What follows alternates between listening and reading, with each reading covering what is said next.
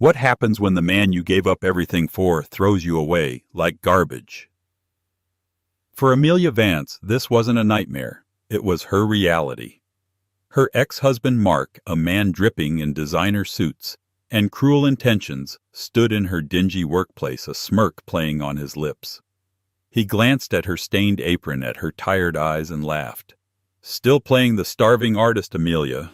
I did you a favor. You were dead weight." He thought he'd left her with nothing but debts and shattered dreams.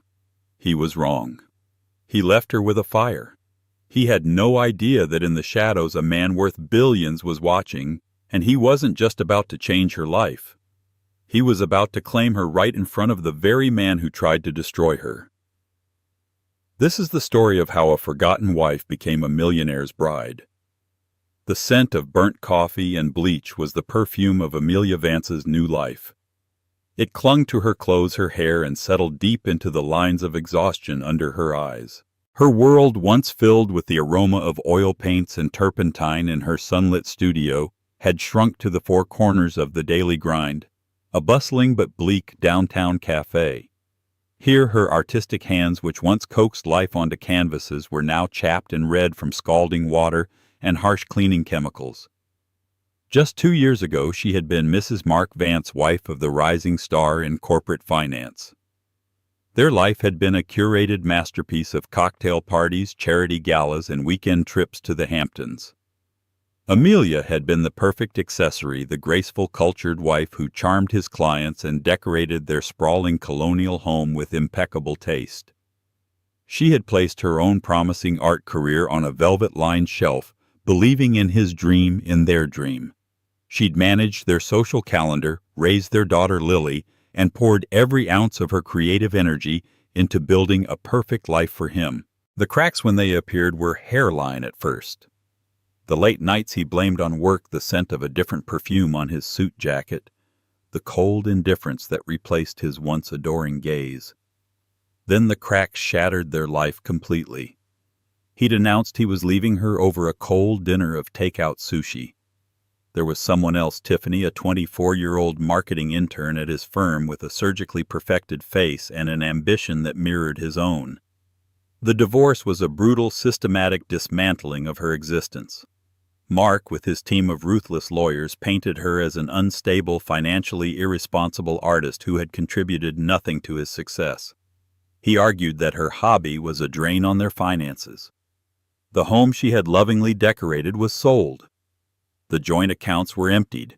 The judge, swayed by Mark's polished performance and documentation of his sole financial contributions, awarded Amelia a pittance. She was left with a mountain of legal debt, a few boxes of personal belongings, and their 5-year-old daughter Lily, for whom she had to fight tooth and nail just to get primary custody.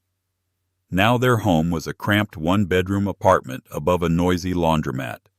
The living room doubled as Amelia's studio and Lily's playroom. A single mattress on the floor served as Amelia's bed, tucked into a corner. Lily had the bedroom, a tiny sanctuary Amelia tried to fill with fairy lights and colorful drawings to mask the peeling paint and rattling window frame. Every dollar was a battle. A trip to the grocery store was a complex mathematical equation of coupons and generic brands. A fever from Lily could mean a devastating choice between medicine and the electricity bill. Yet in the quiet moments after Lily was asleep, Amelia would find solace. She would pull out a worn sketchbook and a piece of charcoal.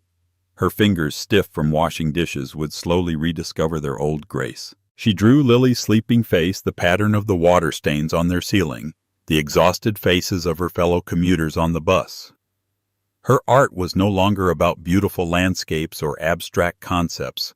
It was about survival, resilience, and the raw, aching beauty she found in the struggle. It was her secret act of rebellion against the life that had been forced upon her. Her co-worker at the cafe, a kind, no-nonsense woman in her 50s named Clara, was her only confidant. "You've got a light in you, honey," Clara said one afternoon, watching Amelia sketch on a napkin during a lull. "Don't let that man or this place put it out." Amelia offered a weak smile. "This light doesn't pay the rent, Clara." "Not yet, it doesn't," Clara replied, wiping down the counter. Not yet. One rainy Tuesday, Amelia was running late for her shift. She'd been up all night with Lily, who had a nasty cough. She hadn't had time to eat, and her cheap sneakers were soaked through. As she rushed behind the counter, her manager, a perpetually stressed man named Mr. Henderson, pointed a thumb toward a table in the corner. "Table 4 wants a word with you, Vance. And hurry it up." Amelia's heart sank. A complaint was the last thing she needed. She smoothed down her stained apron, took a deep breath, and walked over, preparing her apology. But it wasn't an angry customer. It was Mark. He sat there looking completely out of place in his tailored $1,000 suit. Opposite him, clinging to his arm, was Tiffany, dressed in a vibrant red dress that probably cost more than Amelia's monthly rent. They looked like they had just stepped out of a magazine, a glossy ad for a life Amelia no longer had access to. Mark's eyes roamed over her, a slow, deliberate appraisal designed to humiliate. He took in her faded uniform, her messy bun, the dark circles under her eyes. A cruel, satisfied smirk spread across his face. "Well, well," he said, his voice loud enough for the nearby tables to hear. "Look what we have here. Amelia Vance, the celebrated artist, serving coffee. Life come at you fast, didn't it?" Amelia felt the blood drain from her face. The clatter of cutlery and the low hum of conversation in the café seemed to fade into a dull roar in her ears. For a moment she was frozen, a deer caught in the blinding headlights of her past.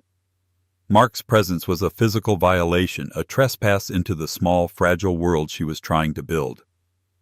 Tiffany giggled, a high-pitched tinkling sound that grated on Amelia's nerves. She looked Amelia up and down with a pitying expression that was somehow more insulting than outright contempt. "Oh, Mark, be nice," she cooed, squeezing his arm. "She's working. It's admirable." The word hung in the air, dripping with condescension. Amelia's training kicked in a pathetic shield against the onslaught. "What can I get for you?" she asked, her voice tight and barely a whisper. Mark leaned back, stretching luxuriously. "Oh, we're not here to order. We were just in the neighborhood closing a deal, a big one, and I thought I'd see how you were doing. Looks like you're doing just great." His gaze swept the sticky tables and the cracked linoleum floor. "Really landed on your feet." Each word was a carefully aimed dart. He was performing, using her as a prop to demonstrate his own success to his new partner. He was showing Tiffany the before so she could better appreciate her after. "I'm fine, Mark," Amelia said, her eyes fixed on a point just over his shoulder. She could feel the stares of other customers. Mr. Henderson was watching from behind the counter, his arms crossed. "Fine," Mark chuckled. "Honey, you look like you haven't slept in a week. And what's that smell, bleach? It's a far cry from your Chanel No. 5. He leaned forward, lowering his voice to a conspiratorial hiss. "I told you, Amelia, that art nonsense was a pipe dream. You should have listened to me. You had a good life, a comfortable life. You just weren't grateful enough." The hypocrisy was breathtaking. He had been the one to have the affair. He had been the one to walk away. He had systematically stripped her of every comfort, and now he was blaming her for her own hardship. The mention of her art was the cruelest cut. It was the part of her soul she had shared with him, the part he now stomped on with his expensive leather shoes. A spark of her old fire ignited in her chest. "My art was never the problem, Mark," she said, her voice finding a sliver of strength. "And I am grateful. I'm grateful for my daughter. I'm grateful for my health. I'm grateful I no longer have to pretend to admire a man with no integrity." Mark's smirk faltered for a second, replaced by a flash of anger. He wasn't used to her talking back. Tiffany, however, saw her opening. "Lily," she said, tasting the name as if it were an exotic fruit. "How is the poor thing? It must be so hard for her living." "Like this." She gestured vaguely at the café. "Mark and I are looking at a new penthouse. It has a dedicated playroom with a view of the park. We'd love to have her over sometime, show her what she's missing." The threat was clear, a veiled custody jab. "We can give her a better life than you can." The fire in Amelia's chest blazed into a protective inferno. Her hands curled into fists at her sides. Before she could say something she might regret, a calm, deep voice cut through the tension. "Is there a problem here?" Amelia turned. Standing beside her table was a man she had noticed a few times before. He was a regular, usually sitting in the back corner with a laptop, always polite but quiet. He was tall and well-built, dressed in a simple dark sweater and jeans, the kind of expensive, understated clothing that screamed wealth more loudly than any designer logo. He had sharp, intelligent eyes and a quiet intensity about him. Mark eyed the man with disdain. "This is a private conversation. Mind your own business." The man didn't look at Mark. His gaze was on Amelia, a question in his eyes. "Ma'am, is this person bothering you?" The simple act of being seen, of being offered help, was almost enough to make her crumble. She swallowed hard and nodded, a tiny, almost imperceptible movement. That was all the man needed. He turned his full attention to Mark. His quiet demeanor transformed, carrying an unmistakable aura of authority. "You heard her. It's a private conversation she no longer wishes to be a part of. I suggest you and your guest leave." Mark bristled, his ego pricked. "And who the hell are you, her new boyfriend?" "Picking them up at the coffee shop now, are we? Amelia classy." The stranger didn't rise to the bait. He simply held Mark's gaze. There was a chilling stillness about him, a promise of consequences that made Mark's blustering seem childish. "I'm a customer who wants to enjoy his coffee in peace, and your voice is beginning to bother me. Leave. Now." For a long moment a standoff ensued. Mark, used to being the most powerful man in any room, was visibly flustered by this stranger's unshakable confidence. He looked from the man to Amelia and back again. Finally, with a scoff, he pushed his chair back. "Fine. I've seen all I need to see anyway." He sneered at Amelia. "Don't come crying to me when you can't make rent. My offer to take Lily full-time still stands, for her sake." He grabbed Tiffany's hand and stormed out of the café, the little bell on the door jangling furiously in his wake. The café was silent for a beat before the normal chatter resumed. Amelia stood there, trembling, mortification and anger warring within her. She turned to the stranger, her face flushed. "Thank you," she whispered, her voice hoarse. "You didn't have to do that." He gave her a small, almost imperceptible smile. "No one deserves to be spoken to like that." "My name is Julian." He extended a hand. His grip was firm and warm. "Amelia. Amelia." He repeated, his eyes drifting for a moment to a small framed sketch hanging on the wall behind the counter. A charcoal drawing of rain-streaked city streets she'd put up to make the place feel a little more like her own. His gaze returned to her. "It's a pleasure to meet you properly." He released her hand, picked up his coffee cup from his table, and gave her a slight nod before heading for the door. As he left, Amelia was left with a profound sense of confusion, gratitude, and an unsettling feeling that this was not just a random act of kindness. There was something more in Julian's eyes, a flicker of recognition that she couldn't quite place. The humiliation of the encounter with Mark clung to Amelia like a shroud for days. His words echoed in her mind during the quiet hours of the night, fueling her insecurities. Dead weight, starving artist. I did you a favor. Was he right? Had she thrown away a life of comfort for a dream that was destined to fail? She looked at her daughter, sleeping peacefully, her small chest rising and falling, and the doubt turned to fierce resolve. She wouldn't let Mark's venom poison Lily's future. She channeled her anger and hurt into the one place she could control, her art. She started staying up even later after her exhausting shifts, sketching with a feverish intensity. She filled pages with the emotions she couldn't speak aloud, the shame of the café, the fury at Mark's arrogance, the fierce lioness-like love for her daughter. Her work took on a new depth, a raw, emotional honesty that had been missing from her more polished pieces from her previous life. A week after the incident, Julian returned to the café. Amelia's heart did a nervous little flip when she saw him walk in. He didn't sit at his usual table in the back. Instead, he came straight to the counter. "Amelia," he said, his voice as calm and steady as she remembered. "I was hoping I'd find you here." "Hi, Julian," she said, wiping her clammy hands on her apron. "Can I get you your usual—" "Actually, I'm here for another reason." He hesitated for a moment, as if choosing his words carefully. "I've been admiring your sketch on the wall for weeks." He nodded toward the charcoal drawing of the rainy street. "It's evocative. It captures a feeling, not just a scene." "Did you do it?" Amelia was taken aback. People rarely noticed the drawing, let alone commented on it. Yes, I did. It's just a little something." "It's more than a little something," he insisted gently. "I looked you up. Amelia Vance. Your early work, the landscapes from the Harrison Gallery show 5 years ago. It was good, technically brilliant. But this," he gestured to the sketch again. "This has a soul. It's better." Amelia was speechless. He had researched her. He remembered a gallery show from half a decade ago, from a lifetime ago. He saw the evolution in her work, the very thing she had been pouring her pain into. "I own a commercial real estate development company," Julian continued, getting to his point. "We've just finished renovating a historic building downtown, the old Argent Tower. We've dedicated the main lobby as a rotating art space for emerging local artists. The first exhibition is in a month, and the artist we had scheduled just pulled out." He paused, his dark eyes holding hers.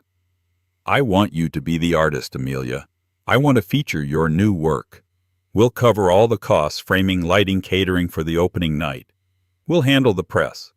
All you have to do is create." The world tilted on its axis.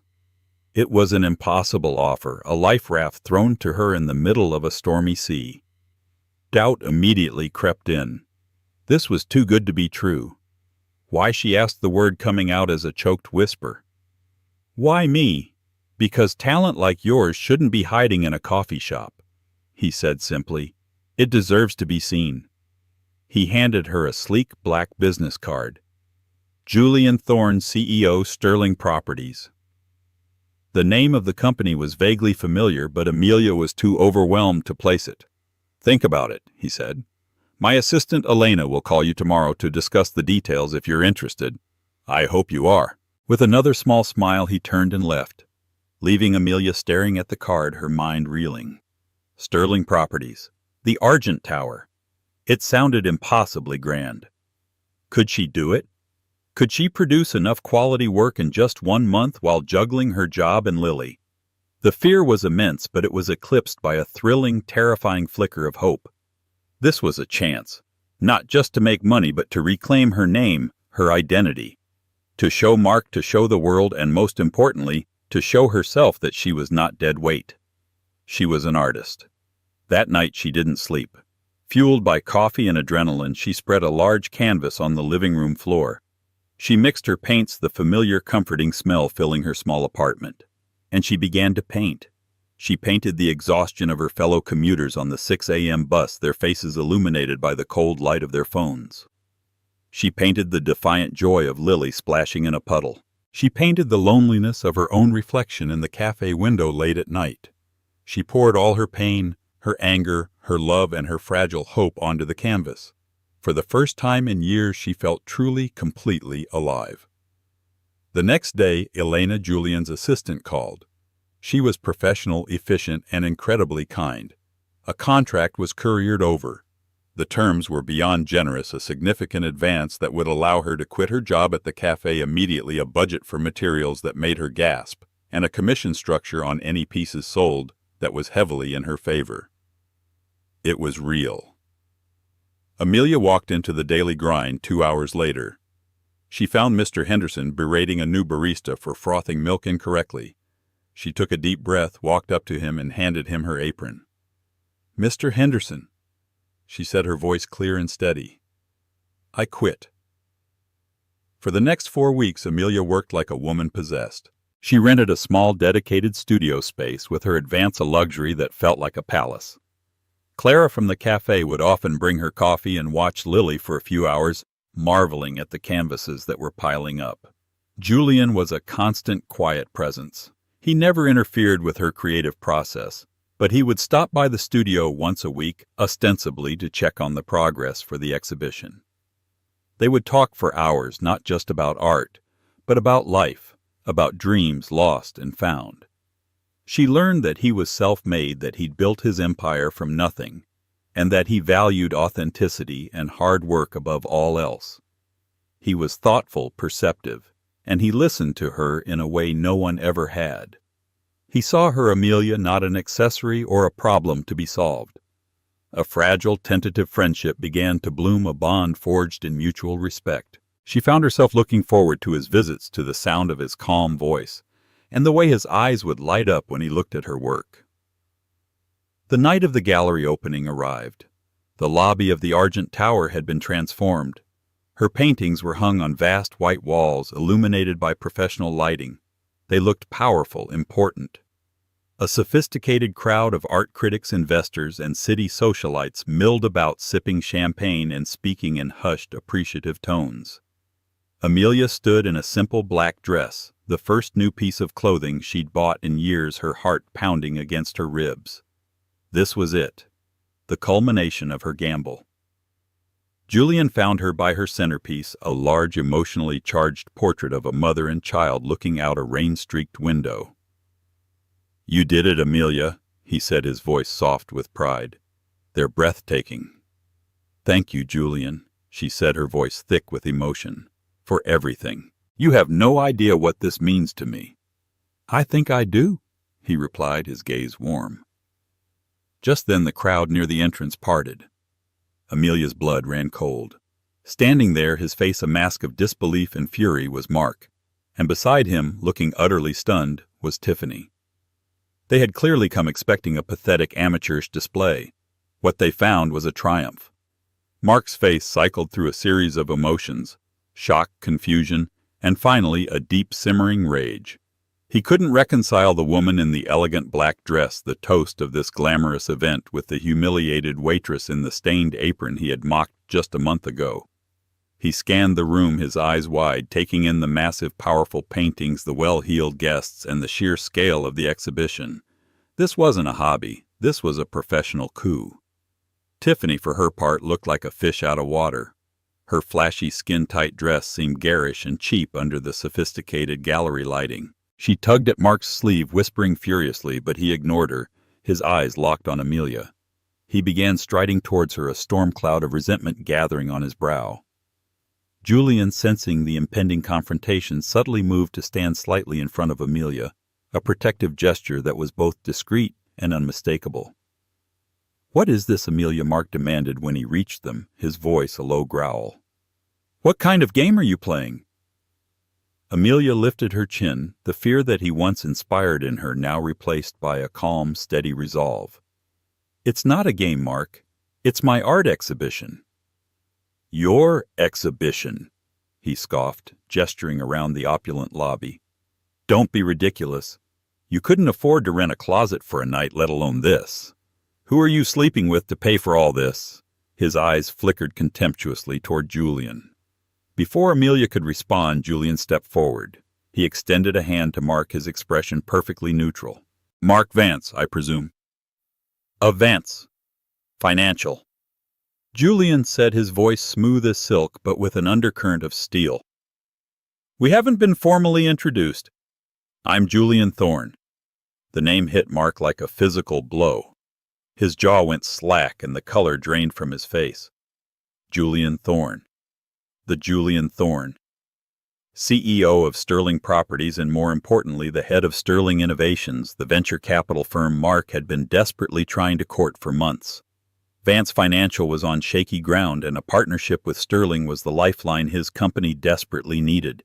He had been buttering up Thorne's junior executives, sending gift baskets and pulling every string he could just to get a 10-minute meeting. And here he was, standing in front of the man himself, having just insulted the woman on his arm. Mr. Thorne," Mark stammered, his arrogance instantly evaporating, replaced by a desperate, fawning panic. He shot a frantic look at Amelia, the pieces clicking into place in his mind in the most horrifying way possible. I I had no idea. This is your event. It is. Julian confirmed, his voice dropping a few degrees colder. Sterling Properties is proud to sponsor Ms. Vance's inaugural solo exhibition. We believe she is one of the most significant emerging talents in the city. Her work has integrity, depth, and a powerful voice. Qualities I find to be in short supply these days.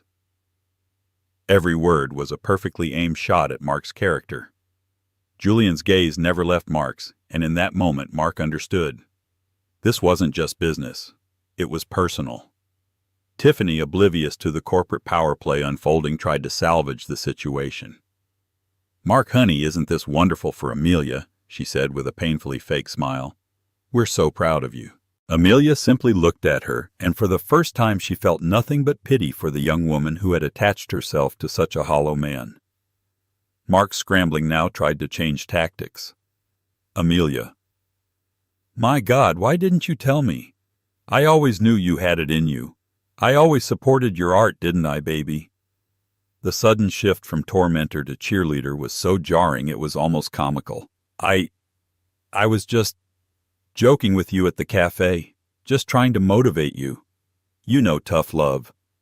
The assembled guests, who had been trying to politely ignore the scene, were now listening with rapt attention. The pathetic desperation in Mark's voice was impossible to miss. Amelia looked him dead in the eye. The years of being belittled, of being made to feel small and worthless, coalesced into a single moment of crystalline clarity. "No, Mark," she said, her voice ringing with newfound strength. "You told me my art was a pipe dream. You told me I was dead weight. You stood in my workplace and tried to humiliate me in front of my colleagues. There was no love in it, just cruelty." She then turned to Julian, a genuine radiant smile transforming her face. "But I should thank you. Your cruelty was the motivation I needed. It lit a fire under me that I thought had gone out a long time ago." Julian's expression softened as he looked at her, a deep, undisguised admiration in his eyes. He gently placed a hand on the small of her back. "The fire was always there, Amelia. You just needed the right space to let it burn." He then turned his attention back to the pale, sweating Mark. "Mr. Vance," Julian said, his voice now crisp and dismissive, "my team has been reviewing your firm's proposal. After this display, I can tell you with certainty that Sterling Innovations will not be entering into a partnership with a man of your character. We value integrity as much as we value profit. You, it seems, have neither. Now I believe you were just leaving." It was a public execution. Mark stood there, utterly destroyed, the architect of his own ruin. The hushed whispers of the crowd were like the rustling of his career's obituary. Without another word, he turned, grabbed a stunned Tiffany by the arm, and practically fled from the gallery, his power and prestige dissolving with every step. As the doors swung shut behind him, a spontaneous applause broke out in the room. It started with Clara, who had come to support her, and quickly spread. People weren't just clapping for the art, they were clapping for her victory. Tears welled in Amelia's eyes, not of sadness or pain, but of profound, overwhelming relief. Julian turned to her, his hands gently framing her face. He wiped a tear from her cheek with his thumb. "This is your night, Amelia Vance," he whispered, his voice for her alone. "The first of many." And in that moment, surrounded by her soul laid bare on canvases, under the warm and steady gaze of the man who had seen her when she felt invisible, Amelia knew he was right. This wasn't an ending. It was a beginning. The aftermath of the exhibition was a whirlwind. Mark's public humiliation at the hands of Julian Thorne became the talk of the town's financial and social circles. News of his failed bid for the Sterling partnership spread like wildfire, causing his investors to panic. His company, already on unstable footing, began to crumble. Within weeks, Vance Financial was facing a catastrophic collapse. Mark, the man who defined his worth by his wealth and status, was losing both at an astonishing rate. Amelia, conversely, was skyrocketing. Her exhibition was a critical and commercial success. A glowing review in the city's most prestigious art journal hailed her as a powerful new voice painting the beautiful, brutal truths of modern survival. Collectors clamored for her work. By the end of the week, every single piece from the show had sold, earning her a sum of money that was truly life-altering. She was no longer just surviving, she was thriving. The first thing she did was move. She found a beautiful, light-filled 2-bedroom apartment in a safe, quiet neighborhood with a good school for Lily. One of the bedrooms became her dedicated studio, a real one with vast windows overlooking a park. Watching Lily run around her own spacious room squealing with delight was a joy so pure it brought tears to Amelia's eyes. She paid off her legal debts, bought a reliable car, and set up a college fund for her daughter. She had built a fortress of security for them brick by brick with her own 2 hands and her own talent. Her relationship with Julian deepened, evolving naturally from friendship and mutual respect into a slow-burning, tender romance. He was unlike any man she had ever known. He was patient, kind, and deeply supportive of her career. He celebrated her successes as if they were his own and provided a quiet, steady presence on days when the pressure felt overwhelming. Their dates weren't extravagant displays of wealth, but intimate moments of connection. They'd spend hours in museums discussing the nuances of a Rembrandt or a Rothko. They'd take Lily to the park on Sundays, Julian pushing her on the swings with a genuine smile on his face. He fell in love not just with Amelia, but with her small, fierce family. Lily, who had been cautious and shy since the divorce, adored him. She would crawl into his lap with a picture book, and he would read to her with a gentle patience that melted Amelia's heart. One crisp autumn evening, about 3 months after the exhibition, Julian took Amelia to the construction site of his latest project. It was a towering skyscraper that was still just a steel skeleton against the twilight sky. They took a construction elevator to the top floor, the wind whipping around them. The view was spectacular, a glittering tapestry of city lights stretching to the horizon. "It's beautiful," Amelia breathed, clutching his arm. "I wanted to show you something," Julian said, leading her to a specific corner of the unfinished floor. He pointed downwards. "From right here you can see the café where you used to work. And over there, that's the courthouse where your divorce was finalized. And that little speck of light, that's the park near your old apartment." He turned to face her, his hands finding hers. "I wanted you to see it all from up here, Amelia, to see how small it all looks from a new perspective. You've risen so far above it." Amelia felt a lump form in her throat. He understood. He saw the whole arc of her journey, the pain and the triumph. "I didn't do it alone," she said softly.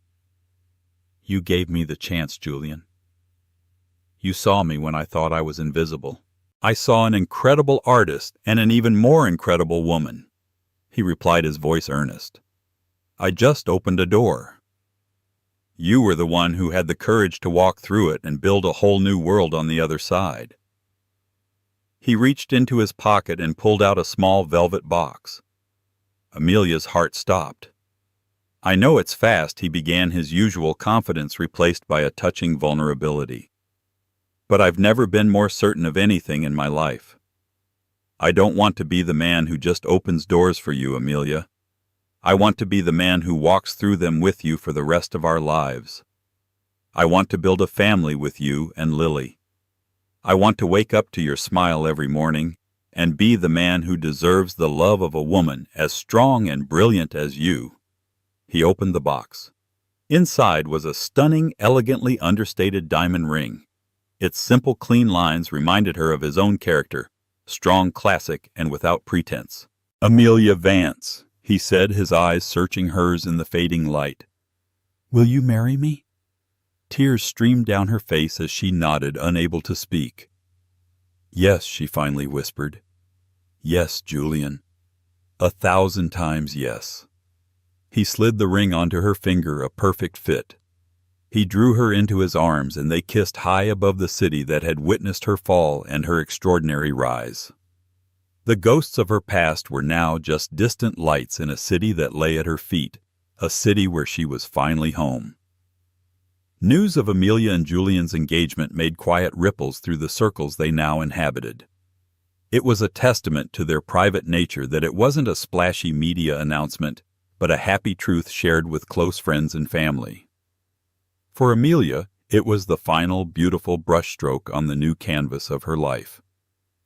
She was commissioning new works, planning her wedding, and most importantly enjoying the simple, profound joy of a stable, loving home with Lily and Julian. But the past, as it often does, had one last card to play. One afternoon, Amelia received a registered letter. It was from Mark's lawyer. Her heart seized with a familiar dread, but as she read, dread turned to disbelief. Mark was suing her. He was petitioning the court for a new settlement, claiming that she had hidden significant earning potential during their divorce proceedings. He argued that her recent success was proof that she had maliciously misrepresented her financial situation and that he was therefore entitled to a substantial portion of her art sales and a reduction in his child support payments, which she knew he had often paid late anyway. It was ludicrous, a desperate, pathetic money grab from a drowning man. Julian's lawyers assured her it was an open and shut case that would be laughed out of court, but the violation of it stung. Mark was trying to claim ownership of her triumph to taint her success by framing it as a deception against him. The court date was set. Julian insisted on coming with her. His hand a warm, steady presence on her back as they walked up the courthouse steps, the same steps she had walked down 2 years prior, feeling utterly broken and alone. Mark was already there, standing with his lawyer. He looked terrible. His expensive suit hung on a frame that was thinner and more stooped. His face was sallow, his eyes holding a haunted, desperate look.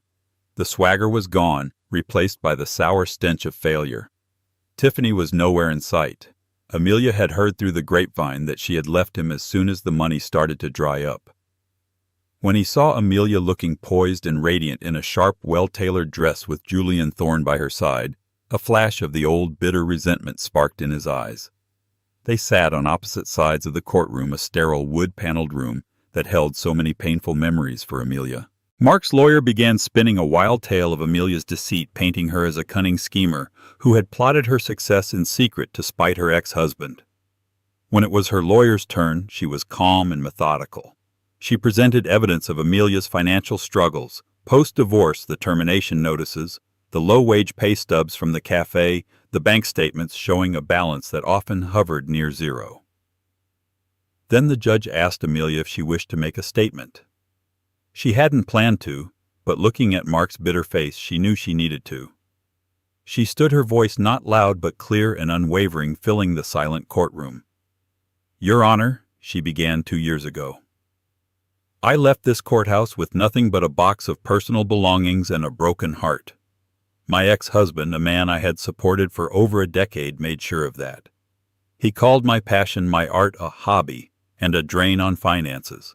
He told me, and I quote, that I was dead weight he was glad to be rid of." She paused, letting the words hang in the air. She could see Mark flinch. "The success I have today was not hidden. It did not exist then. It was born in a cold one-bedroom apartment while my daughter slept. It was created with charcoal-stained fingers after 10-hour shifts washing dishes. It was fueled by desperation and a mother's promise to her child that things would get better. It was born from the ashes of the life this man burned to the ground." She then turned her gaze directly to Mark. For the first time, there was no fear, no pain, just a profound and final sense of closure. "You say you are entitled to a piece of my success. My success was built on every cruel word you ever said to me. It was built on every night I stayed up worrying about the rent while you were out buying champagne for your mistress. It was built in spite of you, not because of you. You are not entitled to my success. You are not entitled to my money. You are not entitled to one more second of my life." She finished and sat down, her heart pounding but her conscience clear. Julian reached over and squeezed her hand, his eyes shining with pride. The judge, a stern-faced woman who had seen it all, looked at Mark with an expression of utter disdain. She took no more than a minute to deliberate. "Mr. Vance," she said, her voice sharp as glass, "not only is this petition denied, but I find it to be frivolous, vindictive, and an abuse of the court's time. I am ordering you to pay for Ms. Vance's entire legal fees for this matter." Furthermore, I will be launching a review of your compliance with the existing child support order. This court does not take kindly to parents who use their children as pawns in their bitter games. We are adjourned." The gavel fell with a sharp crack, a definitive final sound. It was over. Truly over. Mark sat there utterly defeated, his face ashen. He had lost everything. His company, his mistress, his reputation, and now this final pathetic attempt to claw something back from the woman he had so carelessly discarded. Amelia and Julian stood up and walked out of the courtroom, not looking back. As they stepped out into the bright sunshine, Amelia took a deep breath of the fresh, clean air. She was free. The last chain linking her to her old life had been broken. Ahead of her was only the light, her future, her family, and a canvas waiting for the next beautiful chapter. A year trickled by each day, a gentle brushstroke adding color and light to the canvas of Amelia's new life. On a perfect June afternoon, when the sun hung in the sky like a dollop of golden paint, she stood before a full-length mirror in a quiet room of Julian's country estate. The woman looking back at her was almost a stranger. The haunted, exhausted shadows that once lived beneath her eyes were gone, replaced by a serene confidence. Her hair, once perpetually tied back in a messy, functional bun, now fell in soft waves over the shoulders of a simple, exquisitely cut wedding gown. Lily, a vision in a simple white dress with a wreath of daisies in her hair, came and wrapped her arms around Amelia's legs. "You look like a queen, Mommy." Amelia knelt and cupped her daughter's face, her heart swelling with a love so fierce it almost hurt. "You know what?" she whispered, her voice thick with emotion. "Today I finally feel like one." She thought of the woman in the stained apron reeking of bleach and defeat, and sent a silent wave of gratitude to her past self for not giving up. There was no grand cathedral, no pomp or circumstance. Her aisle was a path mown through a field of wildflowers buzzing with the contented hum of bees. At the end of it, standing under the ancient sprawling branches of a majestic oak tree, was Julian. As she walked toward him, the breeze catching her veil, she saw the look on his face, not just of a man watching his bride approach, but of a partner witnessing a triumph he had the privilege to share. It was a look of profound respect, of boundless admiration, of a love that was a quiet, steady anchor in a world that had once been a raging storm. Their vows were not filled with flowery, archaic promises. They were a conversation, a pledge exchanged between equals. He promised to always champion her talent, to be the steady rock upon which she could build her dreams. She promised to always honor his integrity, to be the partner who would challenge and inspire him. They spoke of building a home, not just a house, and of raising Lily in a fortress of love and security.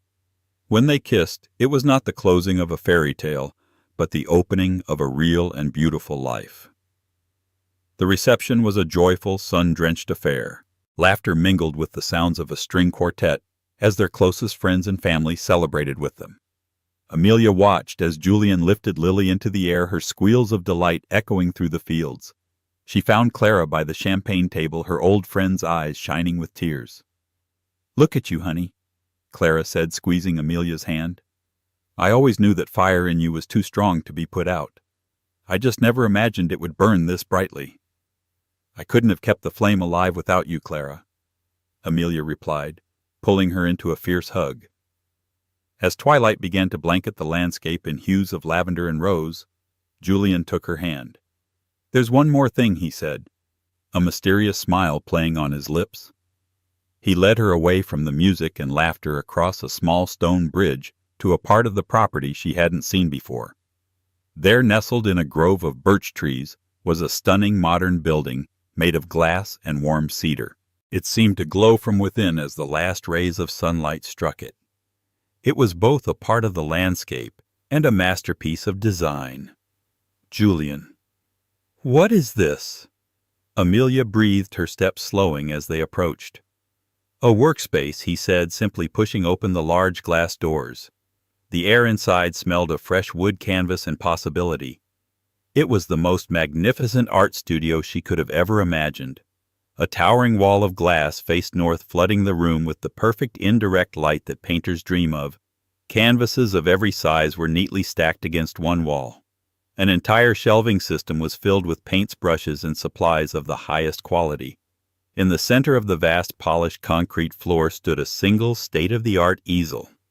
Amelia walked slowly through the space, running her hand along a pristine workbench. She thought of her old studio, the corner of a cramped living room, her supplies stored in a shoebox, the constant fear of Lily knocking over a jar of turpentine. This space, this gift, was such a profound testament to how well he knew her, how deeply he understood what she needed not just to live, but to thrive. On the easel there was no canvas. Instead, there was a single framed document. She stepped closer to read it. It was the deed. The studio and the acre of land it stood on was hers. The name on the document was Amelia Vance Thorne. A queen needs her own domain, Julian said softly, wrapping his arms around her from behind and resting his chin on her shoulder. A place that is entirely, completely yours, no matter what. Tears of pure, unadulterated joy streamed down Amelia's face. She leaned back against his solid warmth, looking out at the world through the glass wall of her sanctuary. This was not the act of a millionaire claiming his bride. This was the act of a man honoring his wife, the artist. He hadn't bought her a cage, however gilded. He had built her a pair of wings. She was home. Amelia's story isn't just about going from rags to riches. It's a powerful reminder that your worth is never determined by someone else's opinion of you. It's not defined by your bank account, your job, or your relationship status. Her ex-husband thought he could break her by taking everything away, but he couldn't take her talent, her spirit, or her resilience. She found strength not in a man who rescued her, but in a man who saw the strength that was already there. She turned her greatest pain into her most beautiful masterpiece. So many of us have faced moments where we felt worthless or forgotten. We've all had someone try to dim our light. If Amelia's journey from a heartbroken waitress to a celebrated artist and a cherished bride touched your heart, please let us know in the comments. Share a time you overcame a challenge that made you stronger. Your story could be the inspiration someone else needs to hear today.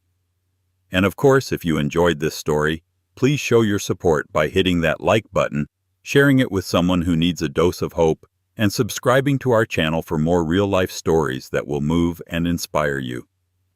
Thank you for listening.